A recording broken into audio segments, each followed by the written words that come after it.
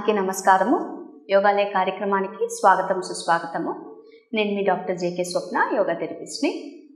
So మన రకరకాల ఆరోగ్య సమస్యలకి యోగా ప్రాక్టీసెస్ ఎలా హెల్ప్ చేస్తాయి అన్న దాని మీద డిస్కషన్స్ చేసుకుంటూ వస్తున్నాము. మన ఈ కార్యక్రమం యోగాలయం యొక్క మెయిన్ ఆబ్జెక్టివ్ చేయడానికి కారణం ఏంటి అని అంటే, యోగా థెరపీ ద్వారా ఆరోగ్య సమస్యలని ఎలా తొలగించుకోవచ్చు లేదా ఎలా తగ్గించుకోవచ్చు, ఎలా మెయింటైన్ చేయొచ్చు అనే దాని మీదే ఫోకస్ చేయబడింది. సో నార్మల్ యోగా అంటే అందరికీ తెలిసిందే, కానీ యోగా ఒక పెద్ద మౌంటైన్ అని అనుకుంటే యోగా థెరపీ అందులో ఒక చిన్న పార్ట్ అన్నమాట. సో ఈ యోగా థెరపీని మనము ఎందుకు అందరికీ తెలియచెప్పాలి అని అనుకుంటున్నాము అని అంటే, ఈ సమస్య యోగా థెరపీ ద్వారా కూడా తగ్గుతుంది అనే విషయం చాలామందికి తెలియదు. కొన్ని సమస్యలకి యోగా థెరపీలో పరిష్కారం దొరుకుతుంది, లేదా యోగా థెరపీ ద్వారా దాని ఇంటెన్సిటీని తగ్గించవచ్చు అనే విషయము చాలామందికి తెలియదు అన్న ఉద్దేశంతోనే ఈ ప్రోగ్రాం చేయబడుతుంది. సో మనకి ఇంటర్నేషనల్ యోగా డే ఈ సంవత్సరం 10th ఇంటర్నేషనల్ యోగా డే జరిగింది. సో మనం గుర్తుపెట్టుకోవాల్సింది, యోగా అనేది చాలా ప్రాచుర్యం పొందింది, బట్ యోగా థెరపీ మీద ఇప్పుడిప్పుడే ప్రాచుర్యం వస్తూ ఉంది. సో మీరు రీసెర్చ్ పేపర్స్ కానీ తీసుకున్నారు అని అనుకోండి, రీసెర్చ్ అని అంటే పరిశోధన పత్రాలు. సో ఈ రీసెర్చ్ పేపర్స్ కానీ తీసుకుంటే, నేను చెప్పే ఇప్పుడు దాకా ఆల్మోస్ట్ మనకి 50 to 60 ఎపిసోడ్స్ ప్రసారం అవుతున్నాయి. 50 or 51 ఎపిసోడ్ అనుకుంటాను.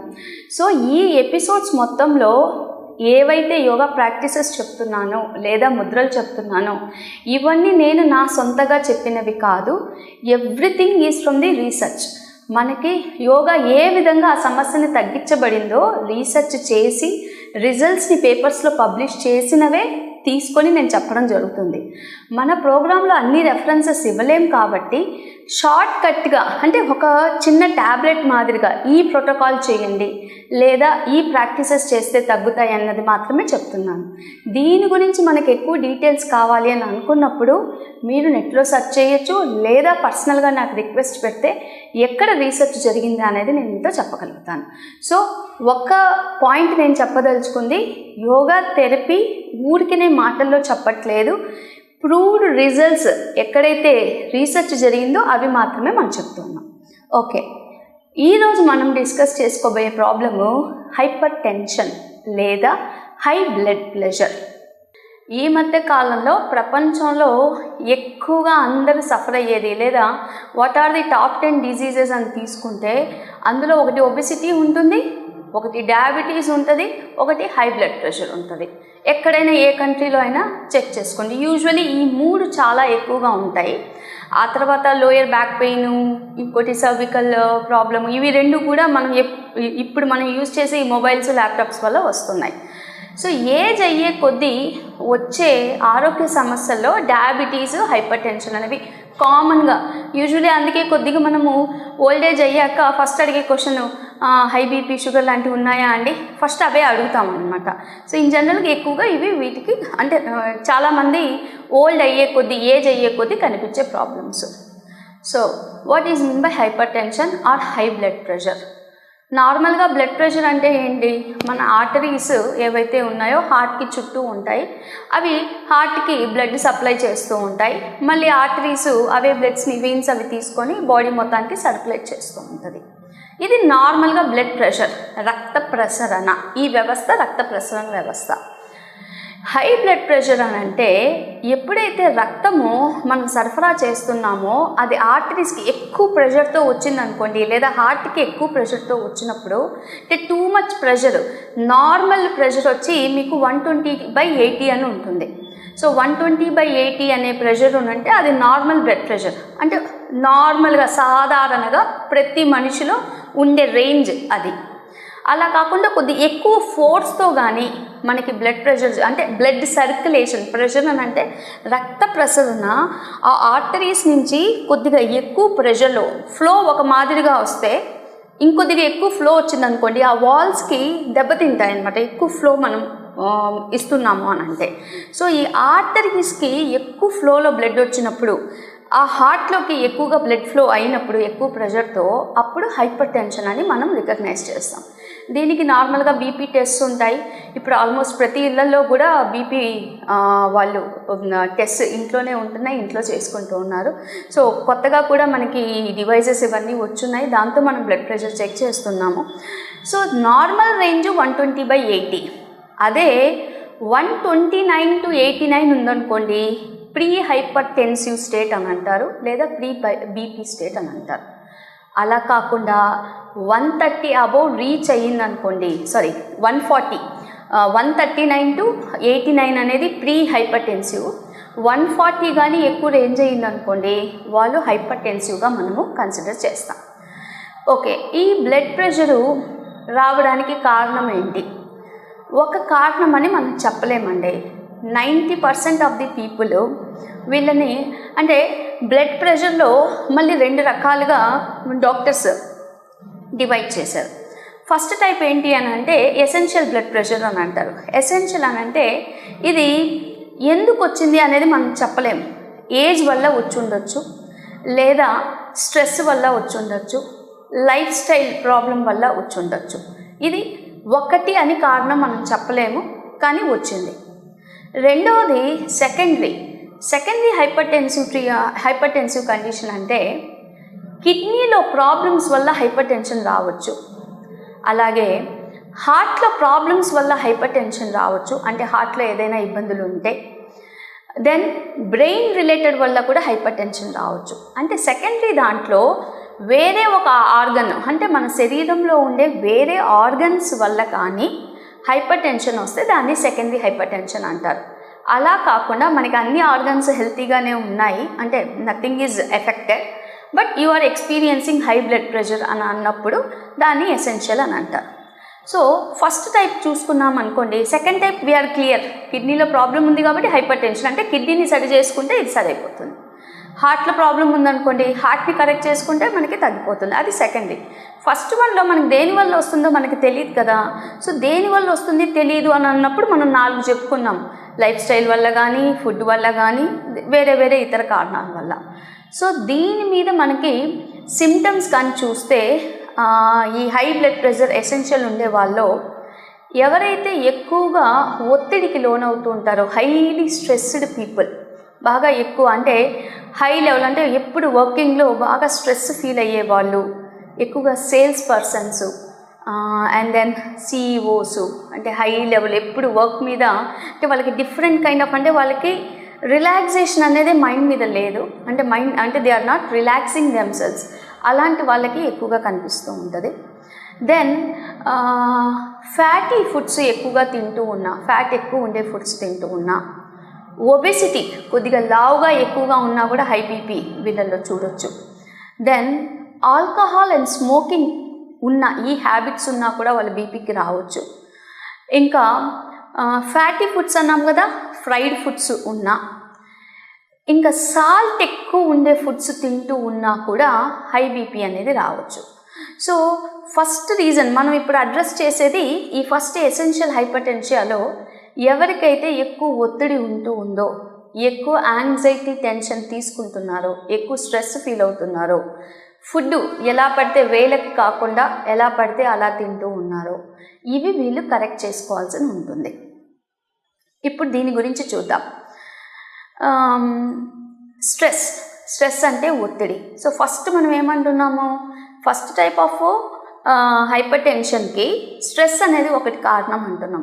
సో ఈ స్ట్రెస్ తగ్గించుకోవడానికి, లేదా first type of hyper tension దాన్ని స్లోగా లోయర్ చేసుకోవడానికి యోగా ప్రాక్టీసెస్ ఏమున్నాయి అని అంటే కొన్ని ముద్రలు ఉన్నాయి, ఆసనాలు ఉన్నాయి, ప్రాణాయామాలు ఉన్నాయి.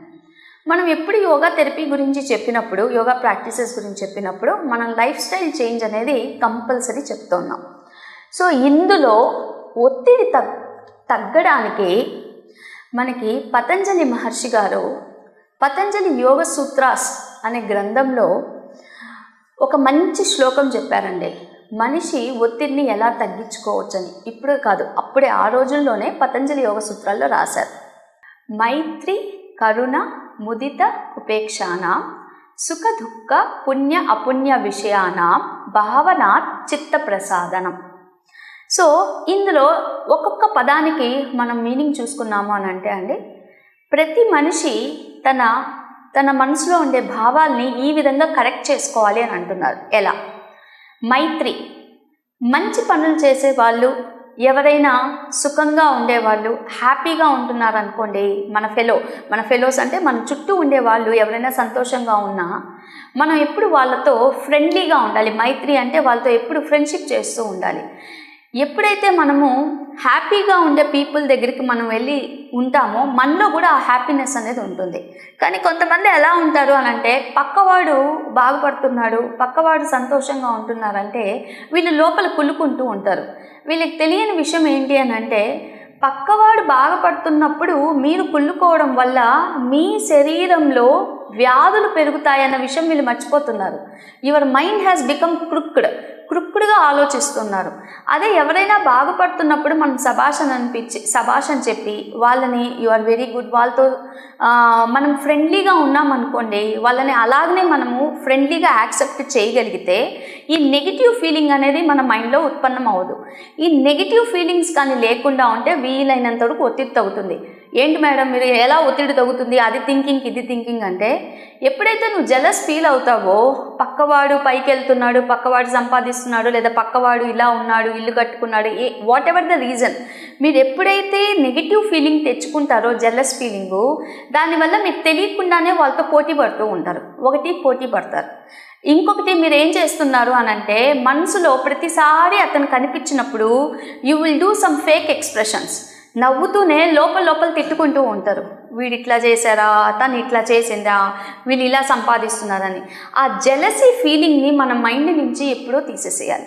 ఇలా తీసినప్పుడు మనం హ్యూమన్ బీయింగ్, ఒక మనిషిగా ఈ ఆలోచనలు, ఈ నెగిటివ్ ఫీలింగ్స్ని తీయగలిగితే చాలా వరకు స్ట్రెస్, ఒత్తిడి అనేది తగ్గుతుంది. సో ఫస్ట్ వన్ మైత్రి అంటే మంచిగా సుఖంగా ఉండే వాళ్ళతో ఫ్రెండ్షిప్ చేస్తూ ఉండాలి. కరుణ, ఎవరైనా సాడ్గా ఉన్నారు, దుఃఖంలో ఉండే వాళ్ళతో మనం ఎప్పుడు కంపాషన్, కరుణ చూపించాలి. ఎవరైనా ఇబ్బందుల్లో ఉంటే వీలైనంత వరకు సాయం చేయండి. సాయం చేయలేకపోతే సైలెంట్గా ఉండాలి, కానీ వాళ్ళని మనం ఇబ్బంది పెట్టకూడదు. సో కరుణని ఎప్పుడు చూపిస్తూ ఉండాలి. So those who are not feeling well or those who are having sad, show some compassion, వాళ్ళ మీద కరుణను ప్రసరించగలగాలి. దీనివల్ల మీలో ఎటువంటి ఫీలింగ్స్ అనేవి ఉండవు. అంటే ఎప్పుడైతే కరుణ చూపించారో you will also feel a kind of tranquility. అరే ఆ మనిషికి బాగలేదు, తనకి వీలైనంత వరకు సాయం చేద్దాము అన్న ఫీలింగ్లో మీకు ఎక్కడ నెగిటివ్ ఫీలింగ్ అనేది రాదు. సో మీ మైండ్ అనేది న్యూట్రల్ స్టేట్లో ఉంది. 2 అయిపోయినాయి. 3వది మైత్రి, కరుణానం. ముదిత అంటే కంటెంట్మెంట్, హ్యాపీనెస్ ఎవరి వైపు? పుణ్యం. ఎవరైతే మంచి పనులు చేస్తున్నారో, పుణ్యం సంపాదించుకుంటూ ఉన్నారో, అలాంటి పుణ్యాత్ముల్ని చూసినప్పుడు మీరు సంతోషంగా ఫీల్ అవ్వాలి. ముదితం అంటే ఓవర్ హ్యాపీనెస్ అన్నమాట. మంచి పనులు చేస్తున్నప్పుడు వాళ్ళు చేశారే నేను చేయలేదే అనే ఫీలింగ్లో కన్నా, కంపారిజన్ కన్నా, వాళ్ళు మంచి పని చేశారు, వాళ్ళంతటా అంటే వాళ్ళు ఎక్కడి దాకా అయితే డొనేషన్ చేశారు, వాట్ ఎవర్ ఇట్ ఈస్, పుణ్యకార్యాలు ఎక్కడి దాకా అయితే చేశారో అందులో 10% నేను రీచ్ అవ్వగలుగుతానా లేదా అని ఆలోచించి మనం వాళ్ళతో హ్యాపీనెస్ని చూపించగలగాలి. ఆ కంటెంట్మెంట్ అనేది మన ఫేస్లో, మన ఎక్స్ప్రెషన్స్లో ఉండాలి. లాస్ట్ వన్ అపుణ్య, పాపాత్ములు. పుణ్యము పాపము అని అంటాం. పుణ్యకార్యాలు చేయలేని వాళ్ళు లేదా అపుణ్యకార్యాలు, పాపాలు ఎవరైతే చేస్తున్నారో వాళ్ళ వైపు మనము ఇండిఫరెన్స్ చూపించాలి. ఉపేక్షానాం అంటే చూసి చూడనట్టు వదిలేసేయాలి. వాళ్ళని మీరు యాక్సెప్ట్ చేయొద్దు, వాళ్ళని మీరు కొట్లాడొద్దు.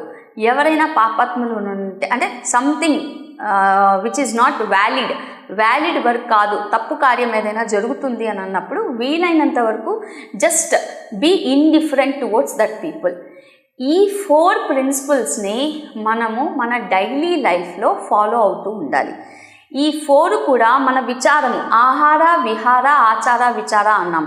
లైఫ్ స్టైల్లో మన థాట్ ప్రాసెస్లో ఈ 4 ప్రిన్సిపల్స్ని అప్లై చేయగలిగితే వీలైనంత వరకు స్ట్రెస్ని తగ్గించుకోవచ్చు. ఈ 4 ప్రిన్సిపల్స్ని మీ సిచ్యువేషన్స్లో మీరు అన్వయించుకోవాలి. మీరు ఇంట్లో ఉన్నప్పుడు లేదా మీకు ఎప్పుడైనా కోపం వచ్చినప్పుడు ఎవరి మీద కోపం వచ్చింది, ఎందుకు కోపం వచ్చింది, అది కోపాన్ని మనం ఎలా కన్వర్ట్ చేసుకోవాలి అనేది మీరు తెలియగలగాలి. అప్పుడు వీలైనంత వరకు ఒత్తిడి తగ్గిస్తుంది. ఈ ప్రిన్సిపల్ని ఫాలో అవ్వడానికి ట్రై చేయండి. ఇప్పుడు మనము 2 ముద్రలు చూద్దాం. యోగాలో ఏ ముద్రలు మనకి బ్లడ్ ప్రెషర్ తగ్గడానికి హెల్ప్ అవుతుందో చూద్దాము. ఈ 2 ముద్రలు కూడా యాజ్ యూజువల్ వీలైనంత వరకు 15 మినిట్స్ పాటు స్టార్టింగ్లో ప్రాక్టీస్ చేయండి. Morning 5 minutes, afternoon 5 minutes or evening and night. So first Mudra వచ్చి బ్రహ్మ ముద్ర అండి. సో బ్రహ్మ ముద్ర అనేది మనకి మీ 2 చేతులు ఇలా పిడికిలు బిగించి, సో ఇలా నక్కల్స్ అంటారు, అంటే ఈ ఫింగర్స్ ఇవి ఉన్నాయి కదా, ఈ జాయింట్స్, సో ఇలా పెట్టి మీ పొట్ట నాభి దగ్గర ఉంచగలగాలి. వీపుని చక్కగా నిటారుగా ఉంచండి. నెమ్మదిగా కళ్ళు మూసుకొని శ్వాస తీసుకుంటూ శ్వాస వదులుతూ ఉండాలి. Inhale, exhale, inhale, exhale, inhale, exhale, inhale, exhale, inhale, exhale. ఇది బ్రహ్మ ముద్ర అని చెప్పాం. సో ఈ బ్రహ్మ ముద్ర మనకి ఏ విధంగా హెల్ప్ చేస్తుందంటే, ఒకటి చెస్ట్ ఓపెన్ అవ్వడానికి హెల్ప్ చేస్తుంది, హెడేక్ తగ్గడానికి, బ్రెయిన్ని యాక్టివ్గా పెట్టడానికి హెల్ప్ చేస్తుంది, స్ట్రెస్ ఇందాక చెప్పాను స్ట్రెస్ రిలీవింగ్కి, చెస్ట్ ఓపెనింగ్కి, బ్రెయిన్ని యాక్టివ్ పెట్టడానికి హెల్ప్ చేస్తుంది. And at the same time tremors, fever లాంటివి ఏమైనా ఉన్నా తగ్గించడానికి బ్రహ్మముద్ర హెల్ప్ చేస్తుంది. ఇది ఆల్రెడీ మీకు సెక్షనల్ బ్రీతింగ్ చెప్పేటప్పుడు చెప్పాను. సో యాజ్ ఆఫ్ నౌ బీపీకి బ్రహ్మముద్ర అనేది చాలా హెల్ప్ అవుతుంది. సెకండ్ ముద్ర చూడండి. సో ఇప్పుడు మీరు మీ లెఫ్ట్ హ్యాండ్ ఇలా తీసుకున్నారని అనుకోండి, మీ రైట్ హ్యాండ్ని ఈ 2 ఫింగర్స్ ఉన్నాయి కదా, ఈ 2 ఫింగర్స్ని ఇలా క్లోజ్ చేసి పెట్టగలగాలి. నా లెఫ్ట్ హ్యాండ్ని నా రైట్ హ్యాండ్తో లాస్ట్ 2 ఫింగర్స్ని ఇలా క్లోజ్ చేశాను. నా థంబ్ వచ్చి ఈ 2 ఫింగర్స్ మీద పెట్టాను. సో ఈ ముద్ర కూడా బీపీ, హైపర్ టెన్షన్కి ఎక్కువగా హెల్ప్ చేస్తూ ఉంటుంది. ఇది మీరు చక్కగా ఇలా పెట్టుకోవచ్చు, లేదా మీరు మీ హృదయ చక్రం దగ్గర ఇలా ఉంచవచ్చు. ఇది కూడా మీరు 5 మినిట్స్ మార్నింగ్, ఈవినింగ్, నైట్ వీలైనంత వరకు చెస్ట్ ఎప్పుడు ఓపెన్ ఉంచడానికి ప్రయత్నం చేయండి. ఏ ముద్ర చేసినా కూడా, ఇందాకదైనా ఇప్పుడుదైనా చెస్ట్ ఓపెన్ ఉంచండి. వీపుని వీలైనంత వరకు నిటారుగా పెట్టండి. సో ఇది హైపర్ టెన్షన్కి యూస్ఫుల్ అయ్యే ముద్ర. ఇది కూడా ఒక 5 మినిట్స్ పాటు చేయాలి. ఈ 2 ముద్రలు చేసేటప్పుడు మీరు సుఖ ప్రాణాయామ ఫాలో అవ్వాలి. ప్రాణాయామాలో సుఖ ప్రాణాయామ అంటే ఏం లేదండి, ఏదైతే యోగిక్ బ్రీతింగ్ అని అంటారో అదే సుఖ ప్రాణాయామ. ఒక విధంగా చెప్పాలి అంటే సుఖంగా, చాలా ఈజీగా, సరళంగా బ్రీతింగ్ చేయగలగాలి.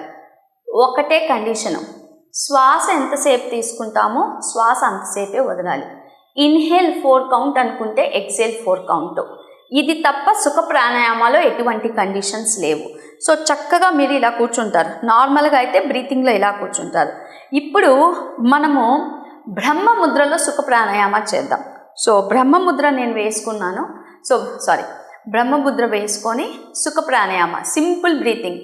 ఇన్హేల్ 1 2 3, ముక్కు ద్వారానే తీసుకుంటున్నాను. Inhale, exhale 1 2 3 4. Inhale 1 2 3 4. Exhale 1 2 3 4. Inhale 1 2 3 4. Exhale 1 2 3 4. నేను ఇప్పుడు మీకు 3 రౌండ్సే చూపించాను. ఈ సుఖ ప్రాణాయామ మీరు బ్రహ్మముద్ర వేసుకొని 15 రౌండ్స్ నుంచి 21 రౌండ్స్ చేయొచ్చు. అది సెకండ్ హైపర్ టెన్సివ్ ముద్ర ఏదైతే చెప్పానో, మీరు ఈ హైపర్ టెన్సివ్ ముద్ర కూడా ఇలా పెట్టుకొని సుఖ ప్రాణాయామ చేయొచ్చు. సో సుఖ ప్రాణాయామ చాలా హెల్ప్ఫుల్ బీపీకి. ఇది కాకుండా ఇంకో ప్రాణాయామ, యాక్చువల్లీ ఇంకో 3 ప్రాణాయామాలు చేయొచ్చు. నాడి శుద్ధి ప్రాణాయామ, ఉజ్జయి ప్రాణాయామ, శీతలి ప్రాణాయామ. సో ఇప్పుడు నేను ఫస్ట్ మీకు శీతలి ప్రాణాయామ చూపిస్తాను.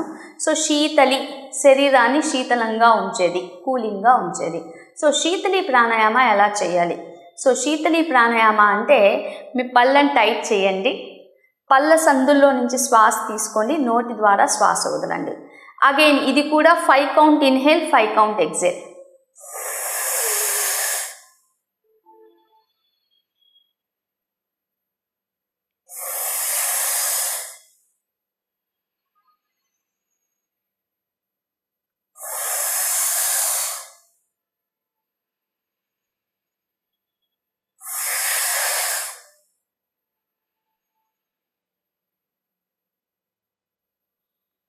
ఇది నేను జస్ట్ మీకు 4 రౌండ్స్ చూపించాను. మీరు 5 రౌండ్స్ నుంచి 15 రౌండ్స్ చేయొచ్చు. రెండో ప్రాణాయామం అయిపోయింది. మూడవది నాడీ శుద్ధి ప్రాణాయామ. రెగ్యులర్గా ఇది అందరూ నేర్చుకునేదే, చాలా ఎపిసోడ్స్లో చెప్పాను. ఒక 2 రౌండ్స్ చూపిస్తాను. నాడీ శుద్ధి, inhale through left, exhale through right, inhale through right, exhale through left. So first నేను ఇలా నా చేతిని ఇలా తీసుకొచ్చేసాను. నా లెఫ్ట్ నాస్ట్రిల్ నుంచి శ్వాస తీసుకోవాలి, రైట్ నాస్ట్రిల్ నుంచి శ్వాస వదలాలి. రైట్ నాస్ట్రిల్ నుంచి శ్వాస తీసుకుంటున్నాను, లెఫ్ట్ నాస్ట్రిల్ ద్వారా శ్వాస వదులుతున్నాను. ఇది ఒక్క రౌండే చేశాను. Second round inhale, exhale, inhale, exhale. Third round inhale through left, exhale through right, inhale through right, exhale through left. ఇది నాడీ శుద్ధి ప్రాణాయామ. నాలుగవది Ujjayi pranayama, ocean wave breath. Ocean wave బ్రెత్లో మనం శ్వాస తీసుకునేటప్పుడు, శ్వాస వదిలేటప్పుడు ఇక్కడుండే గొంతు దగ్గరుండే ఈ పార్ట్ని లైట్గా టైట్ చేయాలి, కన్స్ట్రిక్ట్ చేయాలి. సో మనం శ్వాస తీసుకునేటప్పుడు, వదిలేటప్పుడు మనకి సౌండ్ ఎలా రావాలంటే, మన శ్వాస సౌండ్ సముద్రపు హోరు, ఓషన్ వేవ్ సౌండ్ లాగా రావాలి. లేదా హిజ్జింగ్ సౌండ్ అంటారు, లేదా సాఫ్ట్ స్నోరింగ్ సౌండ్ కూడా అంటారు. ఒక 3 రౌండ్స్ చూపిస్తాను.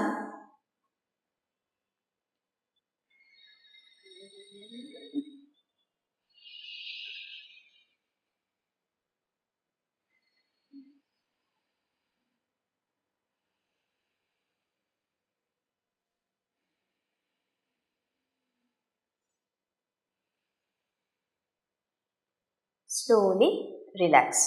సో 2 ముద్రలు చెప్పాను, 4 ప్రాణాయామాలు చెప్పాను. ఇవి మీరు ఒకే రోజు అన్నీ చేయాల్సిన అవసరం లేదు. ఒకరోజు మీరు బ్రహ్మముద్ర వేసి సుఖ ప్రాణాయామ, ఉజ్జయి ప్రాణాయామ చేయండి. ఒకరోజు Sheetali pranayama and then go for the Nadi Shuddhi pranayama. మీ టైం బట్టి మేనేజ్ చేసుకుంటూ అట్లీస్ట్ ఒక 15 మినిట్స్ చేయడానికి ప్రయత్నం చేయండి. సో ఈ రోజుటి కార్యక్రమం ఇంతటితో ముగిస్తూ, రేపు సెకండ్ పార్ట్లో ఆసనాలు ఏం చేయాలో చూద్దాము హైపర్ టెన్షన్కి. అప్పటిదాకా సెలవు తీసుకుంటూ, నేను మీ డాక్టర్ జేకే స్వప్న, యోగా థెరపిస్ట్ని. Thank you.